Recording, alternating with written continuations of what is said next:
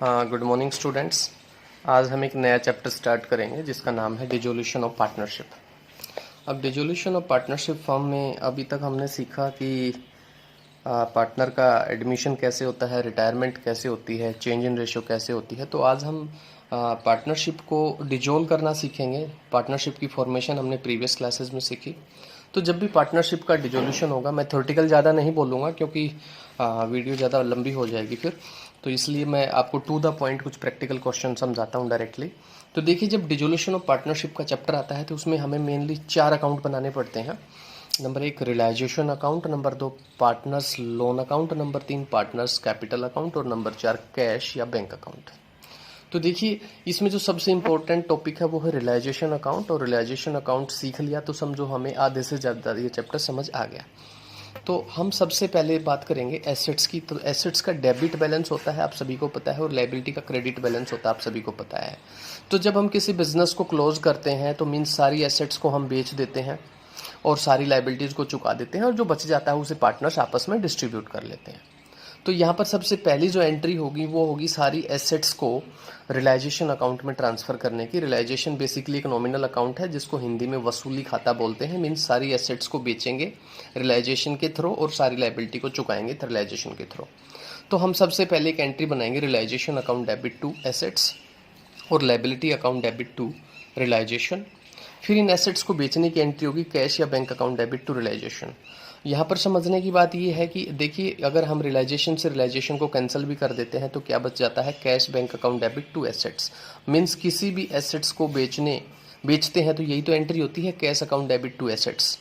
लेकिन हमने यहाँ पर पहले रियलाइजेशन अकाउंट में एसेट्स को ट्रांसफ़र किया, उसके बाद में रियलाइजेशन अकाउंट ने उन एसेट्स को सेल किया। इसी तरीके से लायबिलिटी टू रियलाइजेशन और रियलाइजेशन टू कैश बैंक। तो अगर हम रियलाइजेशन से रियलाइजेशन कैंसिल करें तो क्या बचता है, liability account debit to cash, जबकि लायबिलिटी चुकाने की यही सेम एंट्री होती है। तो इसलिए हमने यहाँ पर लायबिलिटी को भी 2 एंट्री में डिवाइड कर लिया, liability account debit to realization और realization account debit to cash bank. 5वीं एंट्री है एक्सपेंसेस को पे करने की। एंट्री बनती है realization expense account debit to cash या बैंक।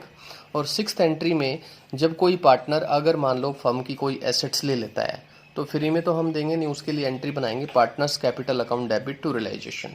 तो यहाँ पर जो भी एसेट्स होंगी उसका बेसिकली 2 ट्रीटमेंट होंगे, या तो एसेट्स को बेच दिया जाएगा, कैश आएगा, या किसी एसेट्स को कोई पार्टनर ले जाएगा। तो पार्टनर से हम पैसे ले लेंगे, उसके कैपिटल अकाउंट को डेबिट करेंगे टू रियलाइजेशन। अगर कोई पार्टनर फर्म की लायबिलिटी ले लेता है, इफ लायबिलिटी टेकन, तो एंट्री बनाएंगे realisation account debit to partner capital.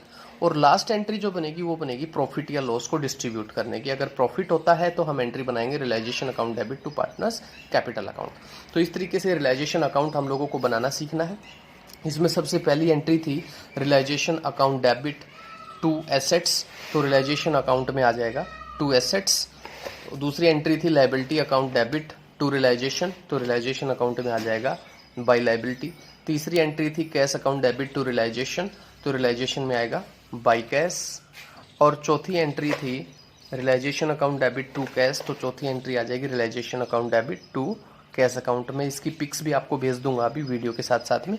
और 5वीं एंट्री आएगी रियलाइजेशन एक्सपेंस टू कैश, तो टू कैश आ जाएगा एक्सपेंसेस रियलाइजेशन अकाउंट में।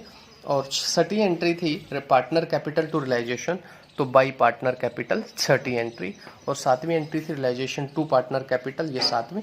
और 8वीं प्रॉफिट को डिस्ट्रीब्यूट करने की थी टू पार्टनर कैपिटल, ये प्रॉफिट में हम इस तरीके से रियलाइजेशन अकाउंट आप बनाएंगे। तो ये कुल 8 एंट्रियाँ हैं जिन्हें आप लोग अच्छे से सीख लेंगे, समझ लेंगे। फिर भी कोई डाउट आता है तो मुझसे आप डिस्कस करेंगे।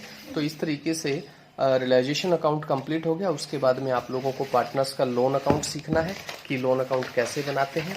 तो देखिए, पेमेंट का सीक्वेंस और बता देता हूं मैं सबसे पहले, कि जब भी आप किसी फर्म को क्लोज करेंगे तो सबसे पहले आप थर्ड पार्टी जो आउटसाइडर है उनका पैसा चुकाएंगे, फिर पार्टनर्स का लोन चुकाएंगे, फिर पार्टनर्स की कैपिटल चुकाएंगे। तो उसके बाद में पार्टनर्स का लोन अकाउंट बनाना होता है। लोन अकाउंट बैलेंस शीट में दिया होता है, बाई बैलेंस ब्रोड डाउन आपको लिखना है। और टू कैश या बैंक, यानी एंट्री क्या बनेगी, partners loan account debit to cash या बैंक अकाउंट। तो लोन अकाउंट में आ जाएगा टू कैश बैंक, और कैश बैंक में आ जाता है बाय लोन अकाउंट। इसी तरीके से पार्टनर्स की कैपिटल में फिर हम जो बैलेंस शीट में जो कैपिटल होती है वो लिख लेते हैं। जनरल रिजर्व वगैरह दे रखे हों तो उनको हम डिस्ट्रीब्यूट कर देंगे। और ये मैंने एंट्रियां 7, 6 और 7 यहाँ पर लिखी हैं, जो आपको मैंने बताई थी कि पार्टनर्स ने अगर कोई फर्म की एसेट्स ली है तो एंट्री नंबर 6 में आप लोगों को बताया था, एसेट्स लेने पर पार्टनर कैपिटल टू रियलाइजेशन, तो पार्टनर कैपिटल में क्या आएगा, टू रियलाइजेशन, ये एंट्री नंबर 6, और लायबिलिटी ली है तो बाई रियलाइजेशन, ये एंट्री नंबर 7, और प्रॉफिट को पार्टनर में डिस्ट्रीब्यूट किया था एंट्री नंबर 8 में हमने रियलाइजेशन टू पार्टनर कैपिटल, तो पार्टनर कैपिटल में आ जाएगा बाई रियलाइजेशन ये प्रॉफिट में। इस तरीके से ये सारा का सारा कैपिटल अकाउंट हम क्लोज कर देंगे, और जितना भी पैसा पार्टनर का होगा वो हम पेमेंट कर देंगे, उसकी एंट्री बनेगी partners capital account debit to cash account, तो पार्टनर कैपिटल में टू कैश आएगा और कैश अकाउंट में बाई पार्टनर्स कैपिटल आएगा। तो अब हम लास्ट में कैश अकाउंट बनाएंगे और कैश अकाउंट को क्लोज कैसे करेंगे। देखिए बैलेंस शीट में कैश का कुछ ओपनिंग बैलेंस दिया होगा वो यहाँ पर लिखना है।